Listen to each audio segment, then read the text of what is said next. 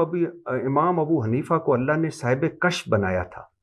وہ جب کسی کو وضو کرتے ہوئے دیکھتے ہو تو اس شخص کے اعمال مطلب گناہ بھی دیکھ لیتے، حتیٰ کہ یہ بھی پتہ چل جاتا ہے کہ گناہ کبیرہ کیا ہے یا گناہ صغیرہ، اور پھر لوگوں کو بتایا کرتے تھے تم یہ گناہ نہ کیا کرو، یا تم گناہ کیا ہے توبہ کر لو۔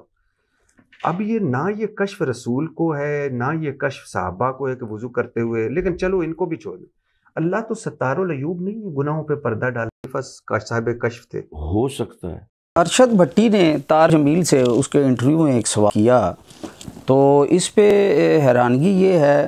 کہ یہ وہی سوال کر رہے ہیں جو مرزا جیلمی اور پروید بیہودہ اور غامدی جیسے بے شرم اور بدبخت لوگ سوال کرتے ہیں، یا ایسے لوگ جو کرامت اولیاء اور معجزات کے بھی منکر ہیں۔ یاد رکھیں یہ انہی لوگوں کا سوال ہے جو کرامات اولیاء کے منکر ہیں اور معجزات کے بھی منکر ہیں، اور لہٰذا سوال ہو سکتا ہے انہوں نے اظہار حق کے لیے کیا ہو تاکہ یہ میں سوال کروں تو اس کے جو ایسا تسلی بخش جواب ہو جس سے لوگ مطمئن ہوں کہ ہم ان کے اوپر کوئی قطعی بات تو نہیں کر سکتے۔ لیکن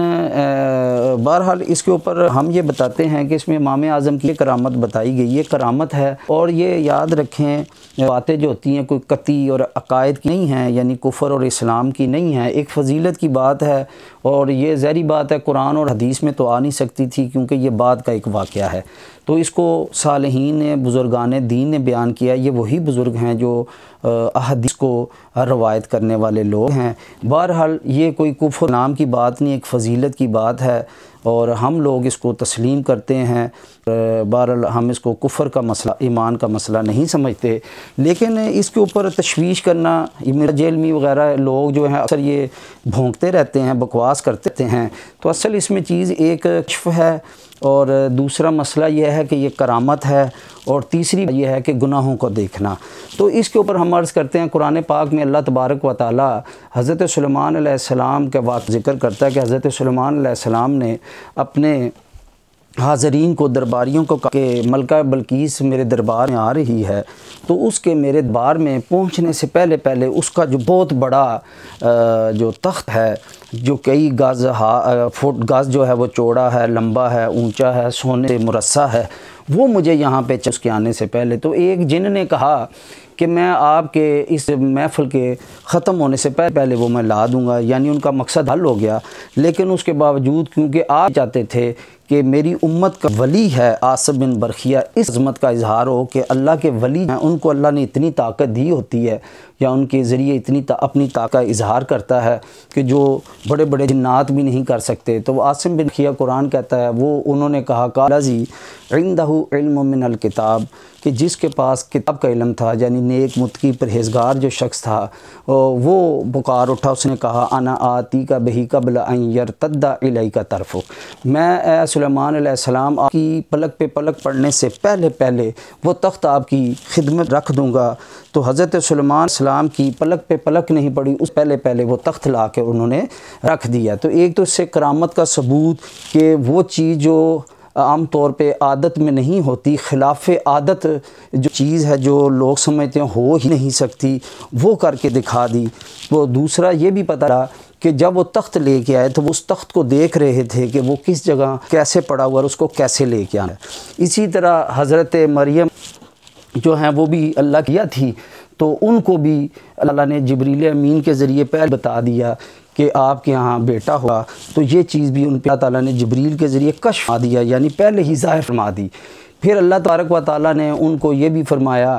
کہ اے جبریل انہیں بتائیں، قرآن کے اندر ذکر ہے کہ اللہ تعالیٰ نے نہر کو تمہارے لیے جاری کر دیا ہے، اور اس درخت کو، اس کی ٹہنی کو کھینچیں گے، حزی علیک بجذع نخلتی، تو یہ آپ اگر اس کی ٹہنی کو کھینچیں گے تو تمہارے اوپر تر کھجوریں گریں گی، تو آپ یہ کھائیں۔ تو یہ چیز بھی ان کے اوپر ظاہری بات، اس کرامت کا پہلے ان کے اوپر کشف کیا، تو اس کی پھر کرامت کا ان سے اظہار۔ تو آگے ان کی بہت بڑی جہالت ہے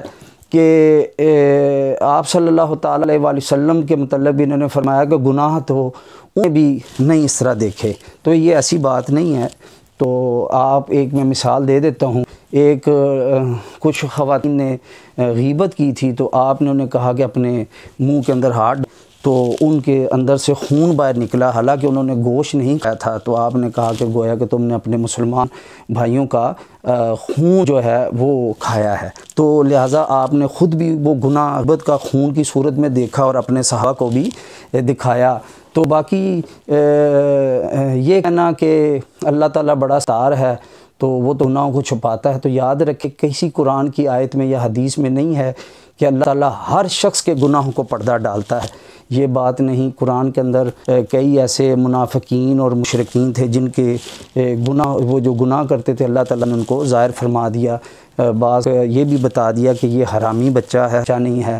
وغیرہ وغیرہ، اس طرح کی بہت ساری چیزیں ہیں جو ان کے، اور آپ صلی اللہ تعالیٰ علیہ وآلہ وسلم نے بھی کئی لوگوں کے جو گناہ تھے انہوں نے کیے تو آپ نے ان کو لوگوں کی عبرت کے لیے ظاہر فرما دیا، جیسا کہ بعض دفعہ لوگوں نے اگر مال غنیمت میں سے کوئی چیز نکالی ہوتی تو آپ نے سب کو بتا دیا کہ اس نے یہ گناہ کیا ہے۔ بہرحال ستاری کا اور مطلب ہے، یہ مطلب نہیں جو آپ سمجھ رہے ہیں۔ تیسری بات رہ گئی کہ مختار جمیل نے خود بتا دیا کہ اپنے انٹرویو میں کہ حضرت عثمان غنی نے فرمایا کہ حضور فرماتے ہیں کہ مومن کی فراست سے بچو، وہ اللہ کے نور سے دیکھتا ہے، لہٰذا یہ جو بندہ گناہ کر کے آیا آنکھوں سے تو میں نے اللہ کے نور سے گناہ کو دیکھ لیا ہے۔ تو جو وضو ہوتا ہے اس گناہ صغیرہ بھی جھڑتے ہیں، اور یہ مرزا جیلمی کی جہالت ہے کہ کسی حدیث میں دکھائیں کہ اس میں لکھا ہو کہ اگر کوئی صدقے دل سے توبہ کر کے وضو کر رہا ہو تو اس کے کبیرہ گناہ نہیں جڑے، بلکہ صغیرہ کے ساتھ کبھی بھی بسا اوقات لوگ صدقے دل توبہ کر کے وضو کریں تو صغیرہ گناہ بھی دھل جاتے، بلکہ بعض یعنی اور چوری کی اقسام ایسی بھی ہوتی ہیں جو کبیرہ گناہ کی حد میں داخل نہیں ہوتے، جیسا کہ آنکھ سے نگاہی وغیرہ کرنا یا چوری آنکھوں سے دیکھنا، اس قسم کی کئی اقسام ہوتی ہیں۔ تو بہرحال بات تو قرآن و حدیث کے یہ کوئی خلاف نہیں ہے، تو یہ بالکل ممکن ہے، لیکن یہ جو لوگ ہیں مرزا جیلمی ایسے بغیرت اور بدبخت لوگ جو ہوتے ہیں، یہ علماء ان کا کام ہی ہے علماء کے، حالانکہ رب نے فرمایا ہے کہ الا ان اولیاء اللہ، کہ اللہ کے ولی ہیں اور ہوتے رہیں گے۔ والوں کی حدیث کے اندر خوشخبری سنائی ہے کہ امام مہدی آئیں گے، علماء جو ہیں وہ اللہ کے اولیاء ہیں، اور قرآن نے ان کی بڑی عظمت کو بیان کیا ہے کہ وہ اولیاء کرام جو ہیں یہ جاہل ان کے برابر نہیں ہو سکتا، ان کو میں نے کئی درجات میں نے بلند کیے ہیں۔ حدیث کے اندر ہے کہ نور کے ممبروں پہ بیٹھیں گے، میدان محشر میں لوگ پریشان ہوں گے، یہ اللہ کے رزق کھا رہے ہوں گے، ان کو اللہ کا دیدار نصیب ہوگا، لوگوں کی شفاعت دیں گے، اور طرح طرح کے ان کے فضائل بیان کیے ہیں، اور ان کو یہ حضور کا نائب اور خلیفہ قرار دے دیا ہے۔ اور یہی وہ لوگ ہیں، علماء ہی ہیں جنہوں نے آج تک قرآن پاک کو ہم تک پہنچایا ہے اور حضور کے مکمل دین کو پہنچایا ہے، یہی علماء ہیں جنہوں نے تمہیں بھی لکھے ہیں۔ تو اگر وہ ترجمے نہ لکھ تو ایسے خبیث شخص جو ہیں وہ کبھی بھی نہ قرآن پاک کو سمجھ سکتے نہ احادیث کو سمجھ سکتے۔ یہ احادیث بھی علماء ہی ہیں اور صوفیاء ہی ہیں، اور جو حدیث کو بھی لے کے آئے، جنہوں نے قرآن کی بھی حفاظت کی، احادیث کی بھی حفاظت کی، دین کی، یہ تو آج خبیث شخص جو ہے مذہبی مخنث خنثی مشکل،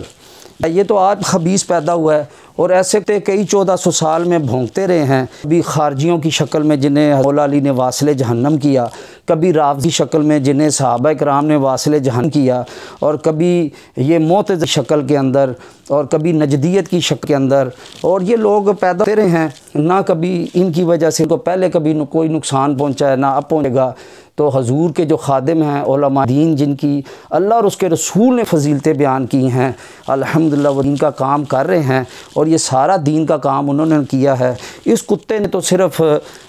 جو ہے وہ امت کے اندر اختلاف، اور یہ منافق بکری ہے، کبھی یہ بندی بن جاتا ہے، کبھی یہ وہابی بن جاتا ہے، کبھی یہ اہل حدیث بن جاتا ہے، کبھی رافضی بن جاتا ہے، کبھی خارجی، اور قیادیانی بننے کا تو اس کو بہت زیادہ شوق ہے۔ تو یہ ہر قسم کے بکرے کے پاس جا کر اپنی خواہش پوری کرتا ہے، اور منافق مثال حضور نے ایسی ہی بکری سے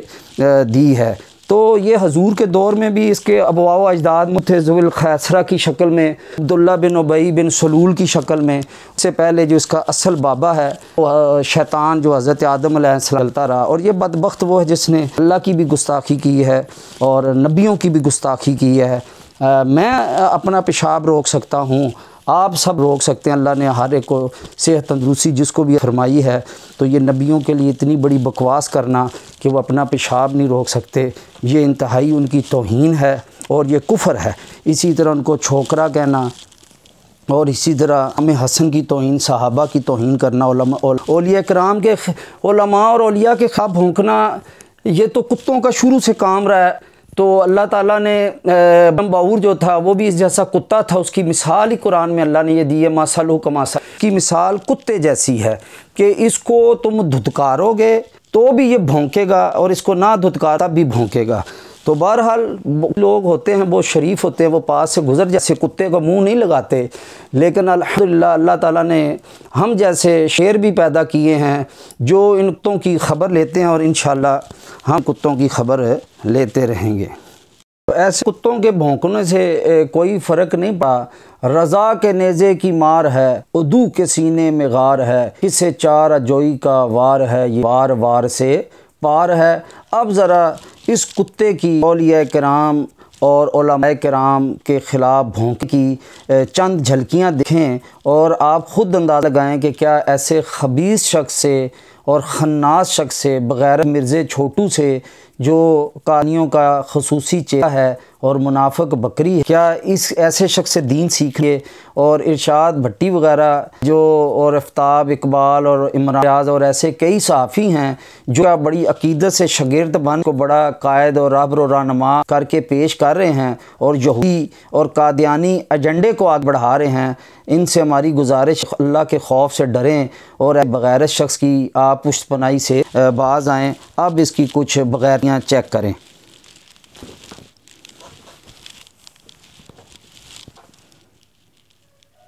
اتنے نہیں ہے اتنے شیخ الحدیث پاکستان میں گھومتے پھر رہے ہیں، وہ کہنا جی خواب پہ تو کوئی کنٹرول نہیں، اور میں بھی کہنا کوئی کنٹرول نہیں، اللہ دے بندے ہو تواڈے بابیاں نو نہ اپنے پیشاب تے کوئی کنٹرول ہے، نہ منہ وچوں جو کڈ دے رہے اودے تے کوئی کنٹرول ہے۔ اللہ کے سوا کوئی پیغمبر، کوئی فرشتہ، کوئی بزرگ، کوئی بابا، شاہی کوئی نہیں۔ توحید کا تو مطلب ہی یہی ہے کہ کوئی انسان اپنا پیشاب بھی نہیں روک سکتا، خواہ وہ پیغمبر ہو یا ہم انسان ہو۔ پیغمبر شاہی کوئی نہیں۔ ایک ایمی جی پڑیا ہے امام حنیفہ نے لکھی کتاب الفقہ الاکبر، ملا علی قاری نے باقاعدہ دفاع کیا ہے کہ ہمارا امام صحیح بھونک کے گیا تھا، سب تو پہلے غوث کتب افضال مرن، بلکہ کہنا چاہیے وہ کتے دی موت مرن کیونکہ انہاں کول اختیار سی، کتے دی موت مرن کیونکہ انہوں کو اختیار سی۔ یقین کرے کتے کی اوقات نہیں مولویوں کی کچھ نہیں کر سکتے۔ مجھے بتاؤ یہ دو بھائی لاہور کے کتنے عرصے سے کتے کی طرح بھونک رہے ہیں؟ 10 یہودی بھی ایسے نہیں تھے جو آپ پہ ایمان لائے ہوں، وہ کہتے تھے یہ کل کے چھوکرا آ کے ہمیں بتائے گا،